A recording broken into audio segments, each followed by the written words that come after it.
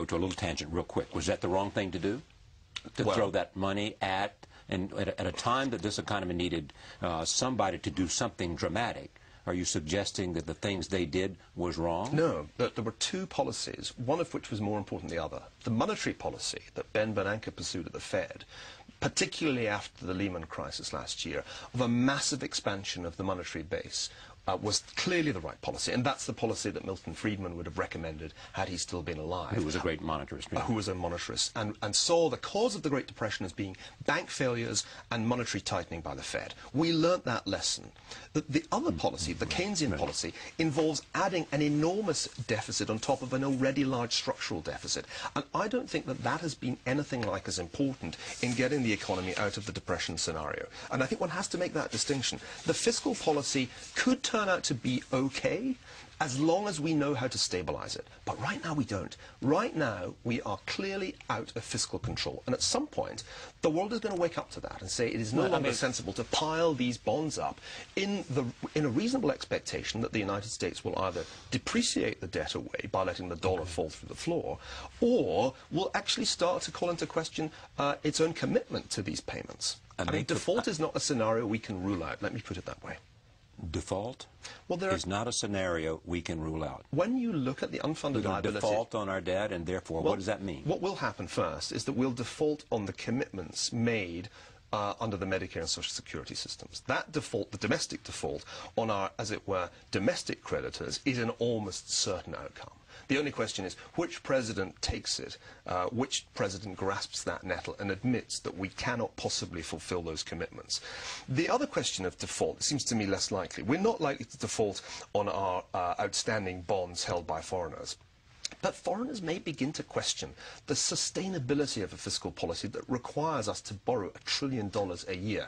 And what they'll do when they do that is that everybody believes that. Everybody, wait, stop. Everybody believes that you cannot continue at the pace we're doing. Everybody agrees with that, but they do not necessarily assume that they're not policies and actions that can prevent the disaster of default that you are arguing are inevitable. Of course there are. For example, the United States could introduce a value-added tax or a federal sales tax. But can you imagine this Congress doing that? Well, I don't know. It depends it depends on the options they look at the time. So let's, you've got people like Roger Altman coming on this program saying they're going to have a value-added tax. If they look at the thing and Niall Ferguson is saying to them, this is the disaster you face, perhaps they'll say, thank you, Neil, maybe we better do something, and they'll add a value-added tax. Maybe they'll begin to believe that you got to change the taxing policy. But you remember Winston Churchill's great observation that the United States always does the right thing when all the other possibilities have been exhausted. I feel we're doing that now in the realm of fiscal policy.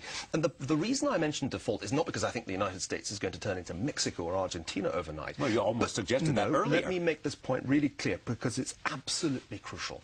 In order to persuade investors to continue to buy US government bonds, we will have to offer them a higher interest rate for their money.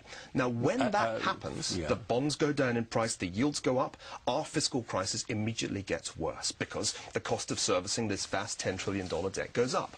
That's what worries me most, because what you could then get is a situation where real interest rates go up, and that's crippling for a heavily indebted economy, just as it's crippling for a heavily indebted household.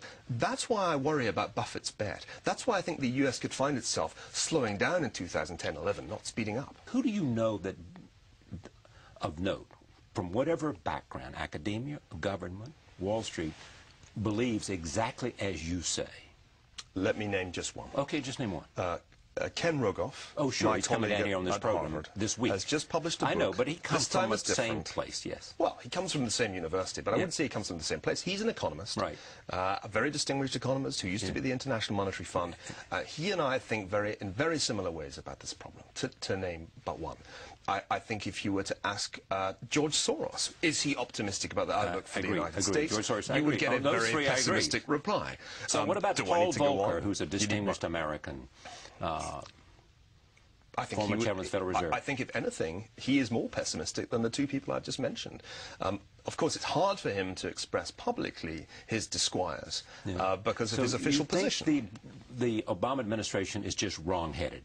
No, listen, I don't want to criticize some very clever individuals who are grappling with a huge historical Larry problem. Summers, Tim Geithner, Larry Summers, my Ben former Bernanke. boss. These are some of the smartest people, Christy Roma, some of the smartest people in the world. Austin Goolsbee. I have huge regard for all of them. So therefore, what's the difference in them and you? The people who have the power, what's the difference in the people who have the power? Charlie, they don't have the power. They don't. The Congress has the power. That's what people don't seem to understand about the situation we're in. Right now, the President proposes, with his clever advisors helping him, but Congress disposes, and it will be Congress that decides whether the healthcare bill ultimately adds to the deficit or does not. But are you suggesting that if they halve the deficit in 4 years, that's not putting us on the track to a balanced budget, if they continue that kind of progress? But it's not, because their numbers, their 10-year numbers that they published in the budget, don't put us on course for a balanced budget. They put us on course to carry on borrowing $1 trillion a year as far as the eye can see. And that, it seems to me, is a recipe for trouble.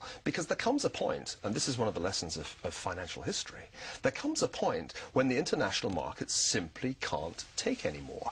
And what's interesting about this is it's non-linear. It's not that people gradually lose faith in the creditworthiness of a country or gradually lose faith in a currency as an international reserve currency. It can happen quite suddenly, that expectations change. That's what the British experience tells you. In 1945, Churchill still thought of the British Empire as a mighty force, equal in power to the Soviet Union and the United States. But it was a heavily indebted empire. Debt GDP was about 250%. What's more, the British then embarked on healthcare reform, the National Health Service, thinking that they had limitless funds to devote to rewarding themselves for the sacrifices of the war. I remind you that the American healthcare reform that is proposed is supposed to be deficit neutral. Yes, we'll see if it really is. I'd be impressed. But here is the idea that nobody thinks that America is that the world order is changing.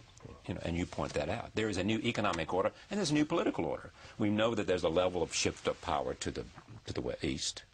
You know, and the president knows it. Everybody in Europe knows it. That's not an idea that people are suggesting is not true. But it's not that they don't say it, but do we really grasp what this means? For 500 years, the world has moved in the direction of the West.